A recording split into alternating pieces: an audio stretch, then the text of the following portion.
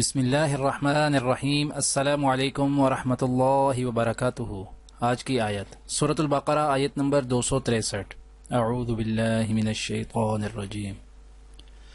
قول معروف ومغفرۃ خیر من صدقۃ یتبعها اذی واللہ غنی حلیم۔ ایک میٹھا بول اور کسی ناگوار بات پر ذرا سی چشم پوشی اس خیرات سے بہتر ہے جس کے پیچھے دکھ ہو۔ اللہ بے نیاز ہے اور بردباری اس کی صفت ہے۔ آج کی دعا۔ ربنا اتمم لنا نورنا واغفر لنا انك على كل شيء قدیر۔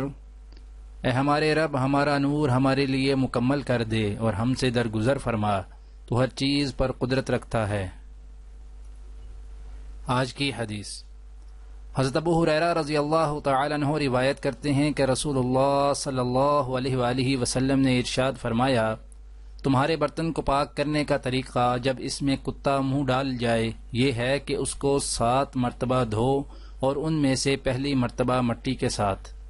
دعا ہے کہ اللہ تعالی دنیا اور آخرت کی تمام بھلائیاں عطا کرے، عمل کی توفیق دے۔ سبحان ربک رب العزت عما یصفون وسلام علی المرسلین والحمد للہ رب العالمین، آمین۔